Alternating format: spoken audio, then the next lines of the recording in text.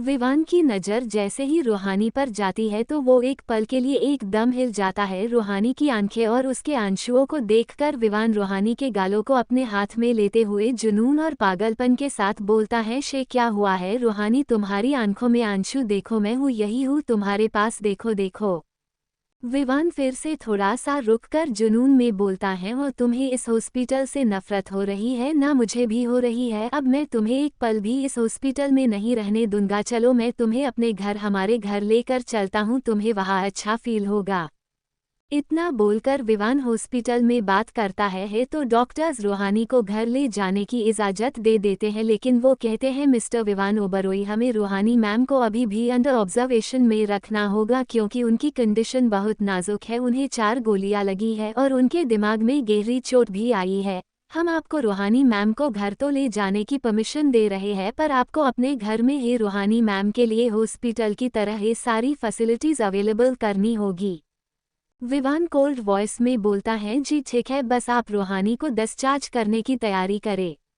विवान के कहने पर डॉक्टर्स रूहानी के डिस्चार्ज की तैयारी करने लगे। वही विवान माहिर को कॉल करता है और उससे बोलता है, माहिर रूहानी के घर आने की तैयारी करो, किसी तरह की कोई कमी नहीं होनी चाहिए, रूहानी की अब बाकी की ट्रीटमेंट्स घर से ही होगी। माहिर अलर्ट होते हुए बोलता है, ओक बॉस। इधर ओबरोई विला में अब तन्वी और विवान की संपन्न मतलब पूरी चुकी थी। पंडित जी कहते हैं, विवाह संपन्न हुआ, आज से आप दोनों पति पत्नी हुए। पंडित जी के इतना कहते हैं आरुष और तन्वी खड़े होते हैं और सबका आशीर्वाद लेते हैं। आराधना जी उन्हें आशीर्वाद देते हुए बोलती है, सदा सुखी रहो और दूधो नहाओ पुतो फलो।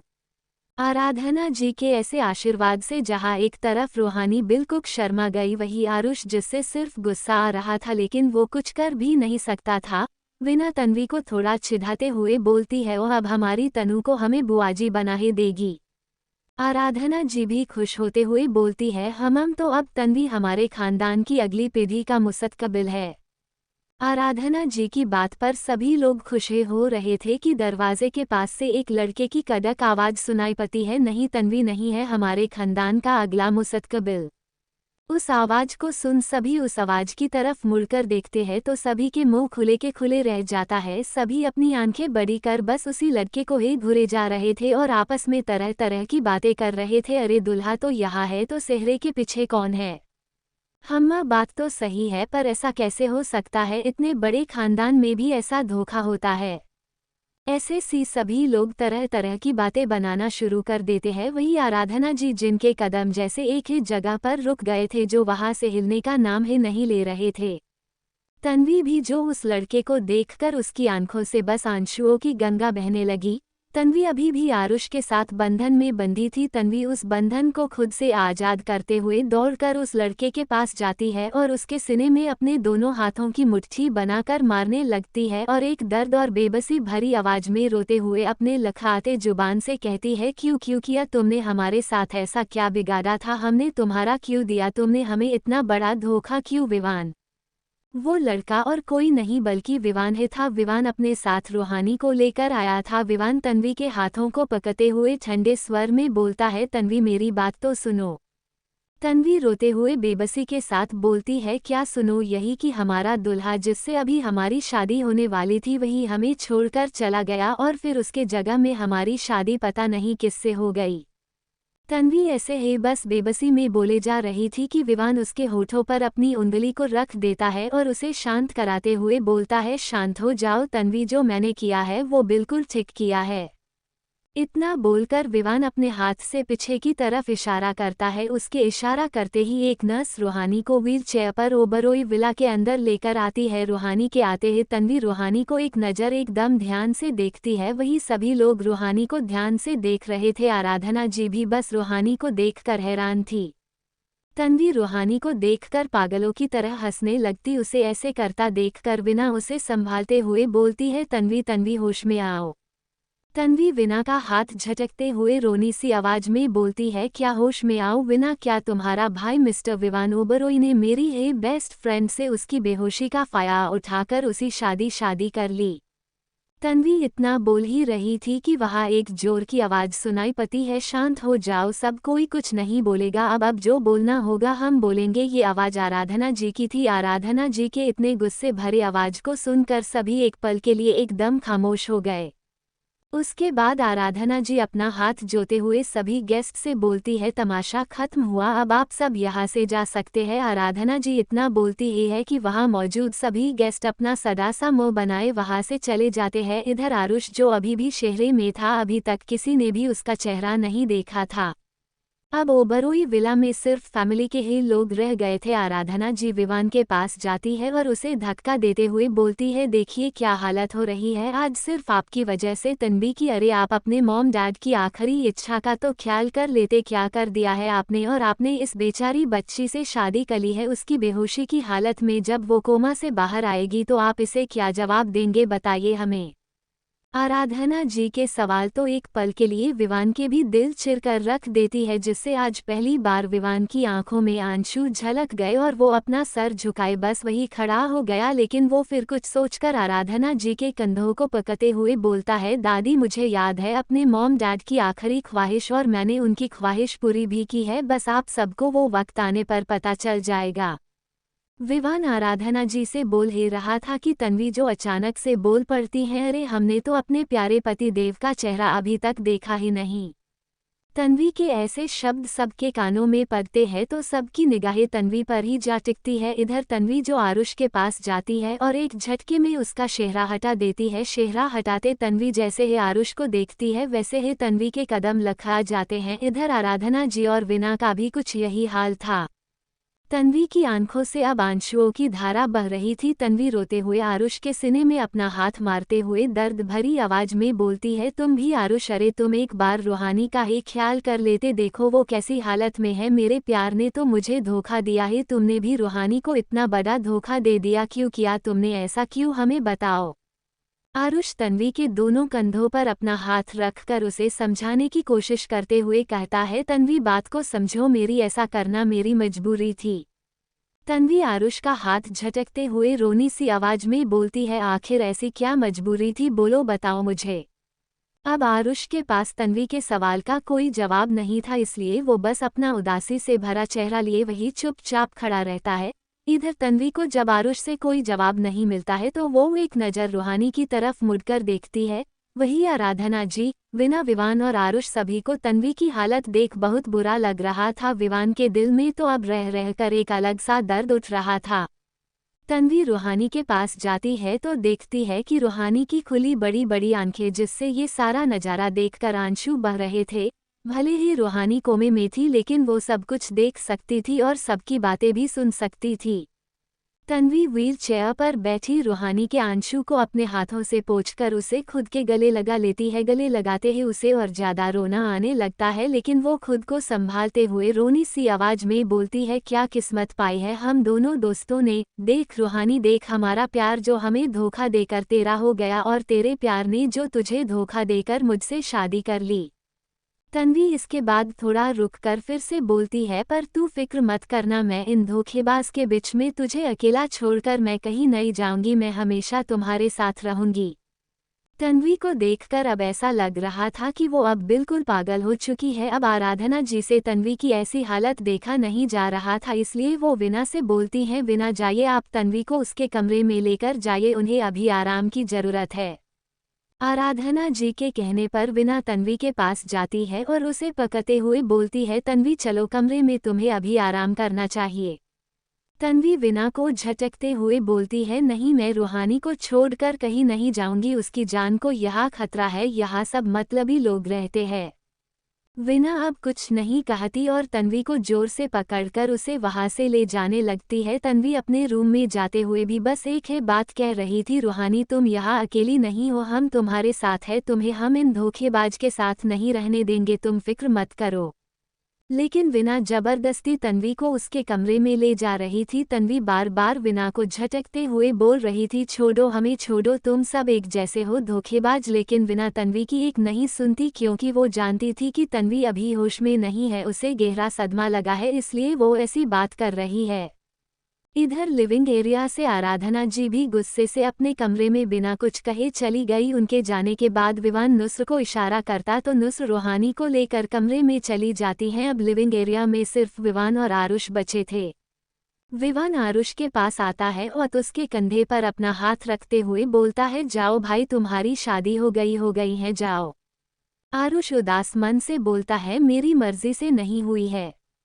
विवान मुस्कुराते हुए बोलता है, जानता हूँ, लेकिन तुम अब एक बात का हमेशा ख्याल रखना कि तुम्हारी वजह से तन्वी के आंखों में आंसू के एक बूंद भी नहीं आने चाहिए और अभी इस वक्त तन्वी को सबसे ज्यादा तुम्हारी जरूरत है। जाओ, उसे मनाओ और समझाओ। विवान के कहने पर आरुष एक उदासी भरी मुस्कान के साथ बोलता है, अब तो मैं एक खिलौना बन ही गया हूँ। जब भी अब तुम मुझे कुछ करने को कहोगे तभी मैं अब कुछ करूँगा। आरुष की बात पर विवान मुस्कुराते हुए बोलता है, नहीं, ऐसी बात नहीं है, पर तुम्हें मेरी एक बात और माननी होगी। तुम्हें और तन्वी को अभी यही रहना होगा जब तक रूहानी पूरी तरह ठीक ना जाए। अब विवान की ये बात सुन आरुष कुछ नहीं कहता है और वहां से तन्वी के कमरे के लिए चला जाता है और इधर विवान भी मुस्कुराते हुए अपने कमरे में चला जाता है। Audio bye skill JX07। Vivaan ने रूहानी के लिए अपने रूम से अटैच्ड रूम में सारी फैसिलिटीज कराई थी ताकि उससे रूहानी को किसी तरह की कोई तकलीफ ना पहुंच सके और विवान भी रूहानी का ख्याल रख सके। विवान जैसे ही अपने में कमरे आया तो उसने अपनी शुरू उतार दी क्योंकि उसे काफ़ी गर्मी लग रही थी। विवान अपनी शर्ट उतारकर रूहानी के कमरे में गया तो वो देखता है कि नर्स जो रूहानी को व्हील चेयर से बेड पर लेटाने की कोशिश कर रही है। ये देख विवान सख्त आवाज में बोलता है, रुको, अभी जाओ यहाँ से। विवान की आवाज सुन नुस्र एक नज़र विवान को देखती है और वहां से चली जाती है। नुस्र के जाने के बाद विवान रूहानी के पास आता है और उसे घेरे से अपने गोद में उठा लेता है। विवान रूहानी को अपनी गोद में उठाकर उसे बेड पर एकदम आराम से लेटा देता है। उसके बाद विवान रूहानी के बगल में बैठकर उसके बालों को घिरे घिरे सहलाने लगता है। विवान रूहानी के बालों को सहलाते हुए एक गजब जुनून के साथ बोलता है, लगी है तेरी लत, नशा सरेआम होगा, तुझे पाने का है जुनून, जो तुझे पाके ही खत्म होगा। इतना बोलकर विवान घिरे से रूहानी के हाथों को चुम लेता है। विवान तो रूहानी के चेहरे को देखना चाहता था, उसे चुमना चाहता था, लेकिन अभी वो ऐसा कुछ कर नहीं सकता था क्योंकि रूहानी के चेहरे पर पट्टी बंधी थी। तभी विवान की नज़र रूहानी के कपड़ों पर जाती है। रूहानी ने अभी भी हॉस्पिटल के ही कपड़े पहने थे, इसलिए विवान रूहानी के लिए कबर्ड से कपड़े निकालकर रूहानी के पास आता है। रूहानी की आंखें अभी भी नम थी। विवान उन नम आंखों को देखते हुए जुनून में बोलता है, वो जाना क्यों है तुम्हारी ये आंखें नम, क्या है? मेरी खता नहीं देख सकता हूँ मैं, इन मासूम आंखों में आंसू नहीं देख सकता हूँ। इतना बोलकर विवान कुछ ही पलों में रूहानी के कपड़े उतारकर उसे दूसरे कपड़े पहनाने लगता है। इधर आरुष भी जब तन्वी के कमरे में गया तो तन्वी जो बेड के पास नीचे फर्श पर बैठी रो रही थी। तन्वी को ऐसे रोता देख आरुष तन्वी के पास जाकर उसके बगल में बैठ जाता है और तन्वी के पिठ को सहलाते हुए प्यार से बोलता है, तन्वी क्यों रो रही हो? एक पल के लिए सब भूल जाओ, आज जो कुछ भी तुम्हारे साथ हुआ या रूहानी के साथ हुआ था। तन्वी अभी भी रोते हुए बोलती है, क्या भूल जाए हम? क्या यही कि हमारे प्यार ने हमें धोखा दिया और हमारी सबसे अच्छी दोस्त को उसके प्यार ने उसके कोमे की हालत में धोखा दिया और धोखे से हमसे शादी कर ली। जरा तुम ही सोचो, जब रूहानी को होश आएगा, वो ठीक हो जाएगी तो हम उसे क्या मुंह दिखाएंगे? क्या? तन्वी की बात एक तरह से दम सही थी, जिसे सुन आरुष की निगाहें शर्म से नीचे झुक गई, लेकिन इन सब में वो भी कुछ नहीं कर सकता था क्योंकि जो कुछ भी हुआ था वो सब विवान की मर्जी से हुआ था और ये बात तो साफ थी कि विवान के होते हुए उसकी इजाज़त के बगैर एक पत्ता भी नहीं हिल सकता था। ऐसे ही वो रात सब के लिए एक दर्द के साथ गुजर गई। सुबह का वक्त, धक धक करता दिल, धक धक करता दिल। आराधना जी पूजा कर रही थी, लेकिन वो अपने अंतर हृदय से बिल्कुल भी खुश नहीं थी। होती भी कैसे उनके साथ विवान ने एक तरह का विश्वासघात किया था। आराधना जी पूजा करते हुए श्री कृष्ण से आराधना करते हुए बोलती है, हे कृष्ण, पता नहीं विवान को क्या हो गया है। हमें नहीं पता कि उसने रूहानी से उसकी इस हालत में शादी क्यों की है, लेकिन हमें इतना पता है कि हम अपने बेटे, बहू और तन्वी के घर वालों की आखिरी इच्छा नहीं पूरी कर पाए। इतना बोलते ही आराधना जी के आंखों में आंसू झलक गए। वो अपने आंसुओं को पोंछते हुए बोलती है, बस आप उनको आत्मा को शांति दे और सबको खुश रखे। तन्वी को उसके साथ हुए विश्वासघात को सहने की उसे ताकत दे और रूहानी को भी जल्दी ठीक कर दीजिए प्रभु। कुछ ही पलों में आराधना जी पूजा करके अपने कमरे में चली जाती है। इधर विवान की जब आंख खुली तो वो जल्दी से उठकर फ्रेश हो गया और वो रूहानी के रूम में जाकर उसे वापस से व्हीलचेयर पर बैठा देता है। व्हीलचेयर पर विवान रूहानी को बैठाकर उसे बाहर गार्डन में ले गया जिससे कि रूहानी को अच्छा फील हो सके। विवान रूहानी को गार्डन में इधर से उधर घुमा रहा था और उसे खुश करने के लिए वो बोलता है, तुम्हें पता है जब मैंने तुम्हें पहली बार उस रात को देखा था तब से ही मैं तुमसे एक नज़र में इश्क कर बैठा और देखो आज तुम मेरे साथ हो मेरे पास, अब हम दोनों के बीच कोई नहीं आ सकता है, कोई नहीं। तभी पीछे से तन्वी की आवाज़ आती है, तुमने किया नितिन के साथ ऐसा। तन्वी की आवाज़ सुन विवान पीछे मुड़ता है तो देखता है कि तन्वी जो अपने हाथ में फ़ोन लिए काफ़ी गुस्से में नजर आ रही थी। विवान तन्वी की तरफ ठंडे दिमाग से देखते हुए बोलता है, हम अब उसे उसके किए की सज़ा मिल चुकी है। तन्वी बोलती है, ये है सज़ा। विवान फिर से ठंडे अंदाज में बोलता है, उसने जो भी रूहानी के साथ किया उसे मैं ऐसे ही नहीं जाने दे सकता था, मैं अपनी जान पर एक आंच भी बर्दाश्त नहीं कर सकता हूँ। तन्वी नॉर्मल वे में बोलती है, थैंक यू हमारी फ्रेंड के साथ जो भी हुआ उसका बदला लेने के लिए। विवान नॉर्मल वे में बोलता है, रूहानी अब सिर्फ तुम्हारी दोस्त नहीं है, वो मेरी पत्नी भी है और अब मेरा फर्ज बनता है रूहानी की हिफाजत करना। विवान की इस बात पर तन्वी कुछ भी नहीं कहती है और अपना उदास मन लिए वहां से चली जाती हैं। तन्वी के जाने के बाद विवान कुछ देर तक बस किसी ख्याल में ही गुमसा हो जाता है। तभी उसे कुछ याद आता है तो वो माहिर को कॉल करता है। माहिर, ध्यान से सुनो। माहिर अलर्ट होते हुए बोलता है, जी बॉस कहिए। विवान सख्ती से बोलता है, अभी बनारस जाओ और वहां से आज से 22 साल पहले हुई हर एक घटना की इन्फॉर्मेशन मुझे जितना जल्दी हो सके लाकर दो, डू यू अंडरस्टैंड। माहिर बोलता है, yes boss I understand. Vivaan बोलता है, गुड। इतना बोलकर विवान कॉल कट कर देता है। कॉल कट करने के बाद विवान रूहानी के कान में धीरे से बोलता है, लव यू बेबी डॉल। इतना बोलकर विवान रूहानी को वापस से रूम में ले आता है। इधर तन्वी जो रेडी होकर कहीं लिविंग एरिया से जा रही थी वही सोफे पे बैठी आराधना जी उसे ऐसे जाता देख आराधना जी उससे बोलती है, बेटा आप कहाँ जा रही हो। तन्वी उनकी तरफ बिना मुड़े बोलती है, हम हॉस्पिटल जा रहे हैं।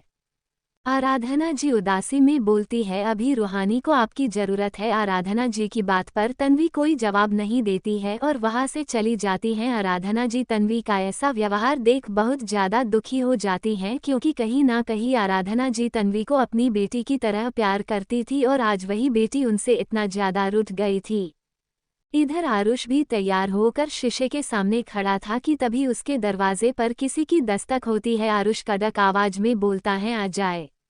आरुष के कहने पर विना कमरे में आती है। विना को देख आरुष बोलता है, तुम यहाँ, सब ठीक तो है। विना उदासी भरी आवाज में बोलती है, कुछ भी ठीक नहीं है, कुछ भी नहीं। तन्वी जिसे हम अपनी बहन मानते हो, हमसे उसकी उदासी अब नहीं देखी जा रही है। आरुष भाई, हम जानते हैं आप दोनों की शादी किस हालात में हुई है, लेकिन आप प्लीज तन्वी को खुश रखिए प्लीज। कल पूरी रात वो छत पे बैठी बस रो रही थी। विना की बात पर आरुष चौंकते हुए बोलता है, क्या कल तन्वी पूरी रात छत पे बैठी रो रही थी, पर क्यों, और वो अभी कहाँ गई है। विना बोलती है, हॉस्पिटल। इतना बोलकर विना आरुष के कमरे से चली जाती हैं और इधर आरुष जिसे तन्वी की बहुत फिक्र होने लगी कि उनकी कहीं ना कहीं अब तन्वी तो थी उसकी है अमानत। आरुष ऐसे ही बिना कुछ सोचे समझे तैयार होकर तन्वी के पास हॉस्पिटल के लिए रवाना हो जाता है। इधर विवान जो रेडी हो रहा था और रूहानी वही बेड पर बेजान लाश की तरह पड़ी हुई थी। विवान ने आज ब्लैक शर्ट और ब्लैक जीन्स पहना था जिसमें वो काफी हद तक अट्रैक्टिव नजर आ रहा था। विवान रेडी होकर रूहानी के बगल में बैठ जाता है और उसे बेड के बल बैठा देता है। रूहानी को बैठाने के बाद उसे एक सर्वेंट आकर सूप देती है रूहानी को पिलाने के लिए। विवान उसके हाथ से सूप लेकर बोलता है, थैंक यू, अब आप जाइए यहाँ से। विवान से कहने पर सर्वेंट वहां से चली जाती हैं। वही विवान बड़े ही प्यार से रूहानी को सूप पिला रहा था। वो रूहानी को सूप पिलाते जुनून भरे लफ्जों में हुए बोलता है, काश मैं उस वक्त तुम्हारे साथ होता, काश आज तुम्हारे साथ आज कुछ न हुआ होता। विवान इतना बोल ही रहा था कि अचानक से रूहानी की धड़कन काफी हद तक तेज हो गई और उसकी सांसें ऊपर नीचे होने रूहानी जे दोनों हाथ जो कांप उठे और ऐसा लग रहा था कि वो विवान से कुछ कहना चाहती हो। विवान रूहानी की अचानक ऐसी हालत देख एकदम डर सा जाता है और वो तुरंत रूहानी का हाथ पकड़ लेता है और वो घबराते हुए बोलता है, रूहानी रूहानी तुम ठीक तो हो, क्या हुआ है, बोलो, बताओ, मुझे बताओ। विवान एकदम पागल उठता है, शायद वो अपनी बेचैनी में ये भूल चुका था कि रूहानी उसके बात का कोई जवाब नहीं देगी। विवान जल्दी से अपना फ़ोन निकालता है और फिर तन्वी को कॉल करता है, लो तन्वी जल्दी घर आओ, रूहानी की हालत बिल्कुल भी ठीक नहीं है। तन्वी घबराते हुए बोलती है, क्या हुआ है, रूहानी को रुको, हम अभी घर आते हैं। इतना बोलकर तन्वी कॉल कट कर देती है। इधर विवान काफ़ी घबरा चुका था, सिर्फ रूहानी को हालत देखकर रूहानी की आहें निकल रही थी, उसकी सांसें तो जैसे थमने का नाम ही नहीं ले रही थी। कुछ ही देर में तन्वी आ गई और वो जल्दी से आकर रूहानी को ऑक्सीजन मास्क पहना देती है। विवान टेंशन में तन्वी से बोलता है, क्या हुआ है रूहानी को, वो ठीक तो है। तन्वी बिना विवान की तरफ देखते हुए बोलती है, रूहानी को अभी तुमने क्या खिलाया था। विवान थोड़ा सोचते हुए बोलता है, मशरूम सूप। तन्वी उसकी तरफ देखकर थोड़ा चिढ़ते हुए बोलती है, रूहानी को एलर्जी है मशरूम से, इसलिए जब उसने मशरूम खाया तो उसकी बॉडी पर ये तुरंत रिएक्ट कर गया, जिससे अभी उसकी ये हालत हुई। तन्वी की बात सुन विवान कसकर अपने दोनों हाथों से अपने बालों को भींचकर सोफे पर बैठ गया और परेशान होते हुए बोलता है, ये मैंने क्या कर दिया, ये क्या कर दिया मैंने। तन्वी विवान की तरफ बिल्कुल भी नहीं देखती है और नुस्र को एक इंजेक्शन लाने को कहती है। उसके कहने पर नुस्र उसे इंजेक्शन लाकर देती है। फिर तन्वी विवान से बोलती है, रूहानी के हाथ को पकड़ो, हमें उसे इंजेक्शन लगाना होगा। विवान तुरंत बोलता है, ओ कितना, बोलकर विवान तुरंत रूहानी का हाथ कसकर पकड़ लेता है और इधर तन्वी एक झटके में रूहानी को इंजेक्शन लगा देती है। इंजेक्शन लगते ही रूहानी की बड़ी बड़ी भूरी खुली आंखें जिनसे आंसू गिरने लगे, उन आंसुओं को देख तो जैसे विवान का दिल मचल उठा और वो तुरंत रूहानी के आंसुओं को पोंछकर उसके माथे पर किस कर लेता है और एकदम जुनून के साथ बोलता है, कुछ नहीं हुआ है जाना, कुछ नहीं, तुम बिल्कुल ठीक हो जाओगी, बिल्कुल, मैं तुम्हें कुछ नहीं होने दूंगा, तुम मेरा जुनून हो, तुम ही मेरी चाहत और मेरी तलब हो, मैं अपने तलब को नहीं खो सकता।